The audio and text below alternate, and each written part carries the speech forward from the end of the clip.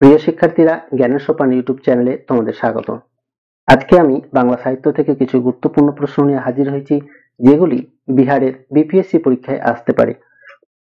Video শুরুর আগে তোমাদের কাছে ছোট্ট একটা অনুরোধ, আমাদের এই চ্যানেলটি নতুন, তাই তোমরা আমাদের চ্যানেলটিকে সাবস্ক্রাইব করো এবং লাইক করো, এবং ভিডিওগুলি ভালো লাগলে বন্ধুদের কাছে শেয়ার করো, এবং কোনো প্রশ্ন বুঝতে অসুবিধা হলে তোমরা কমেন্টে জানাও, আমরা সেই কমেন্টের উত্তর দিয়ে দেবো।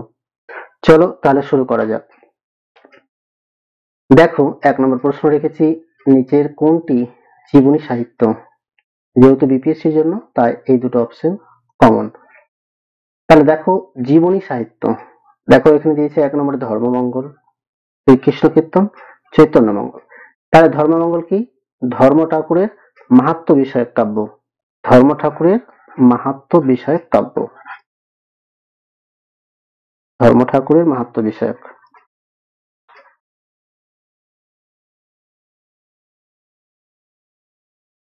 আর শ্রীকৃষ্ণ কীর্তন রাধাকৃষ্ণের প্রেম লীলা, সবাই জানো এটা।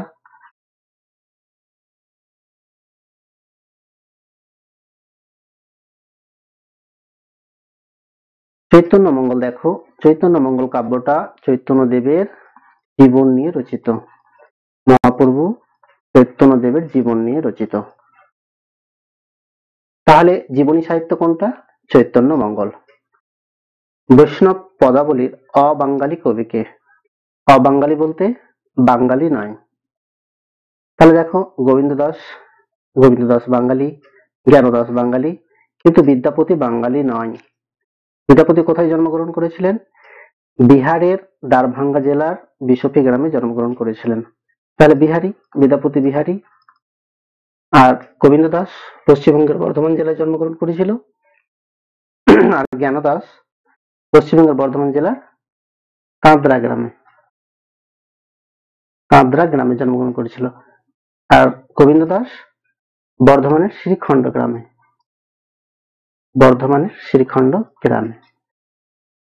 তাহলে সঠিক উত্তর আমাদের হয়ে যাবে বিদ্যাপতি।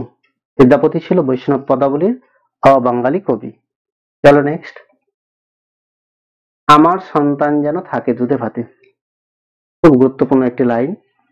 আমার সন্তান যেন থাকে দুধে ভাতে। প্রতিটি মাই চাই তার সন্তান যেন দুধে ভাতে থাকে। তাহলে এই যে এত সুন্দর যে একটা কথা, এই কথাটি কোন কাব্যে আমরা পাই? কিন্তু এখানে প্রশ্ন আছে, এই কথাটি কে বলেছিল, এই প্রার্থনা কে করেছে? কিন্তু আমি যদি বলি এই কথাটি আমরা কোন কাব্যে পাই, তাহলে এই প্রার্থনা করেছে ঈশ্বরী পাটনি। ঈশ্বরী পাটনি আমরা কোথায় পাই? ভারতচন্দ্রের অন্নদামঙ্গলে পাই। ভারতচন্দ্রের অন্নদামঙ্গল কাব্যে আমরা পাই।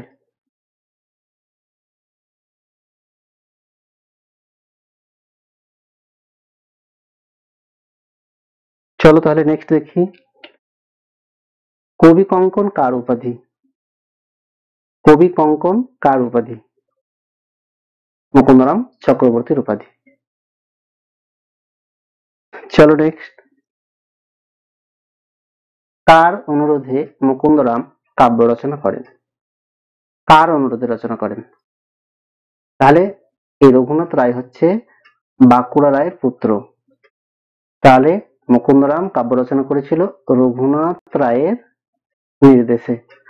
রঘুনাথ রায়ের নির্দেশে রচনা করেছিল, আর রঘুনাথ রায় হচ্ছে বাঁকুড়া রায়ের পুত্র। চলো নেক্সট, ধর্মমঙ্গলের আদি কবি কে? ধর্মমঙ্গলের আদি কবি, তাহলে ধর্মমঙ্গলের আদি কবি হচ্ছে ময়ূর ভট্ট। ময়ূর ভট্টের কাব্যের নাম শ্রী ধর্ম পুরাণ,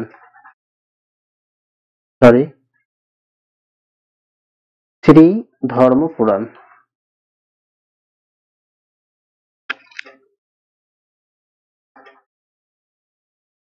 বা হাকম পুরাণ, এই দুটি নাম পাওয়া যায়। ধর্মমঙ্গলের আদি কবি হচ্ছে ময়ূর ভট্ট। যদি বলা হয় রামাই পণ্ডিতের কাব্যের নাম কি? রামাই পণ্ডিতের কাব্যের নাম হচ্ছে পুণ্য পুরাণ। পরীক্ষায় আসতে পারে, মনে রাখবে এটা। এদিকে দেখো, মালাধর বসুর কাব্যের নাম শ্রীকৃষ্ণ বিজয়। আমাদের দেখো আমরা এখন 6 নম্বর প্রশ্নে আছি বলে 6টা প্রশ্ন হচ্ছে তা না, আমি কিন্তু বেশিরভাগ প্রশ্নে সবগুলো অপশন ব্যাখ্যা করে দিচ্ছি, তোমাদের একটা প্রশ্ন থেকে অনেকগুলি প্রশ্ন হয়ে যাচ্ছে। চলো নেক্সট প্রশ্ন দেখি। বসন্ত রঞ্জন রায়ের উপাধি কি?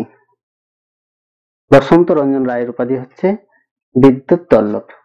আর মহামহোপাধ্যায় কার উপাধি? এটা হরপ্রসাদ শাস্ত্রীর উপাধি।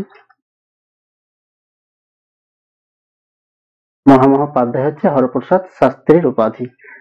তাহলে আমাদের সঠিক উত্তর হচ্ছে বিদ্যুৎ বল্লভ। চলো নেক্সট। জীবনী কাব্য রচনার জন্য বিখ্যাত কে? জীবনী কাব্য রচনার জন্য বিখ্যাত কে? তাহলে জীবনী কাব্য লিখেছিল বৃন্দাবন দাস, চৈতন্যদেবের জীবনী, তাহলে তিনিই বিখ্যাত। বৃন্দাবন দাস লিখেছিল কি? শ্রী চৈতন্য ভাগবত। শ্রী চৈতন্য ভাগবত। আর চৈতন্য ভাগবত লেখার কারণেই জীবনী কাব্য, চৈতন্যদেবের জীবনী কাব্য লেখার কারণেই বৃন্দাবন দাস বিখ্যাত। চলো নেক্সট প্রশ্নে। চর্যাপদে পট্টমঞ্জুরি রাগের সংখ্যা কত? খুব গুরুত্বপূর্ণ, পরীক্ষায় আসতে পারে। চর্যাপদে পট্টমঞ্জুরি রাগের সংখ্যা কত? তাহলে চর্যাপদে পট্টমঞ্জুরি রাগের সংখ্যা হচ্ছে 11। 13টি কি বলেছিলাম? 13 বার গুরুর প্রসঙ্গ আছে, আমি আগের ভিডিওতে করেছিলাম। গুরুর প্রসঙ্গ আছে। আর কি? কানুপাদের পদ 13টি। কানুপাদের পদ 13টি। চলো পরের প্রশ্নে। যশোদার বাৎসল্য লীলা শীর্ষক গ্রন্থে জ্ঞানদাসের ভণিতাযুক্ত কতটি পদ আছে? তাহলে যদি প্রশ্ন করি, এই যশোদার বাৎসল্য লীলা কে সম্পাদনা করেছিল? সম্পাদনা করেছিল সুকুমার ভট্টাচার্য। সুকুমার ভট্টাচার্য। আর জ্ঞানদাসের কটা পদ আছে এখানে? জ্ঞানদাসের 20টি পদ আছে। যশোদার বাৎসল্য লীলা গ্রন্থে জ্ঞানদাসের 20টি পদ আছে। তারপরের প্রশ্ন দেখি। ধ্বনি পরিবর্তনের মূলধারা কয়টি? আমি দু একটি ব্যাকরণ থেকে লিখেছি, যেহেতু আগে আমি ধ্বনি পরিবর্তনের 2টি ক্লাস করিয়েছি, তোমরা যারা দেখোনি সেই ভিডিওটি দেখতে পারো। ধ্বনি পরিবর্তনের মূলধারা কয়টি? তাহলে ধ্বনি পরিবর্তনের মূলধারা 4টি। তোমরা আগের ভিডিওটা দেখে নেবে, ডিটেইলসে দেওয়া আছে সেই ভিডিওতে। তারপরে প্রশ্ন দেখি। বয়ন থেকে বয়ান এরকম ধ্বনি পরিবর্তন। বয়ন থেকে বয়ান, দেখো এখানে আকার ছিল না, এখানে আকার ছিল না, কিন্তু এখানে দেখো এ আকার এসেছে।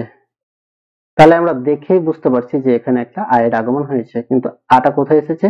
মধ্যে এসেছে। এদিকেও আছে, এদিকেও আছে, এদিকেও আছে, কিন্তু দেখো এই মধ্যে আ এসেছে। তার বয়ন থেকে বয়ান মধ্য স্বরগম। যদি শেষে আসতো তাহলে অন্ত স্বরগম, যদি শুরুতে আসতো তাহলে আদি স্বরগম। এটা আমাদের মধ্যে এসেছে, তাই মধ্য স্বরগম। মধ্য স্বরগমের মধ্যে আর স্বরভক্তির মধ্যে ছোট্ট একটা পার্থক্য আছে।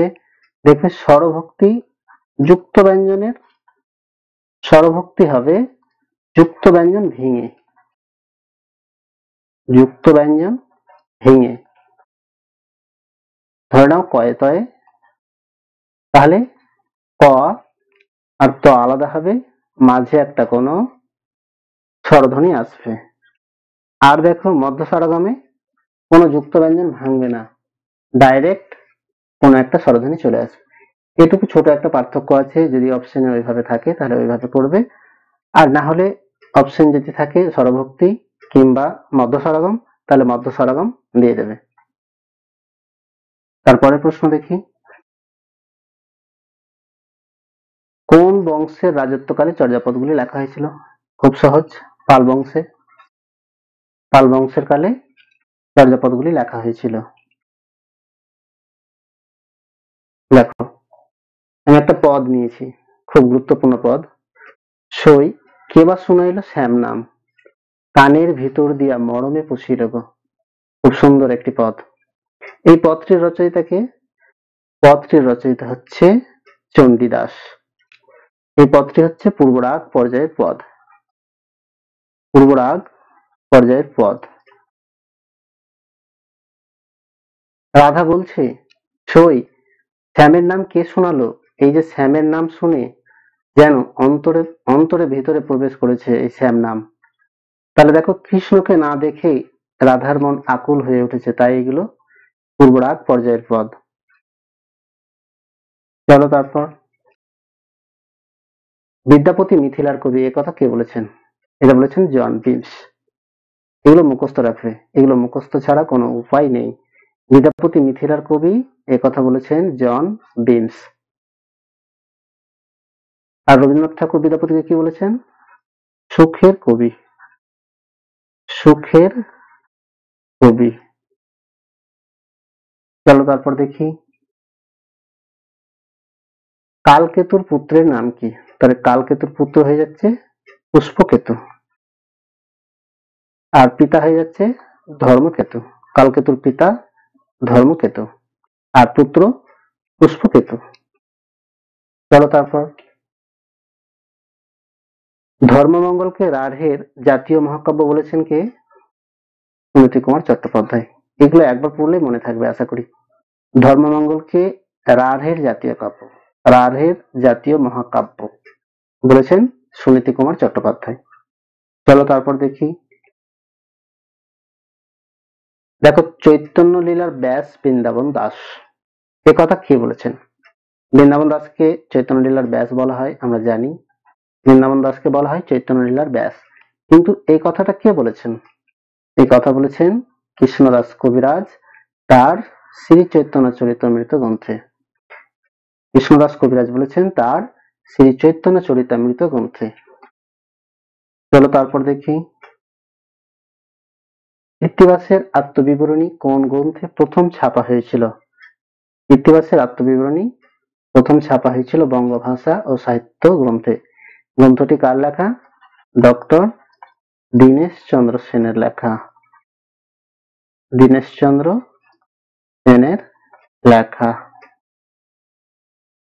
মধ্যযুগের কবি ও কাব্য, এটা কার লেখা?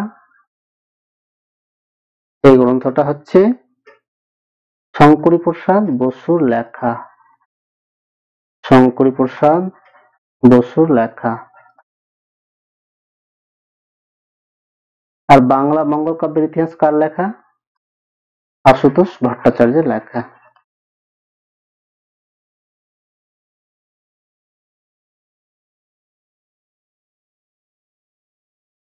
দেখো, এই গ্রন্থগুলির নাম মনে রাখবে, অনেক সময় পরীক্ষায় আসে।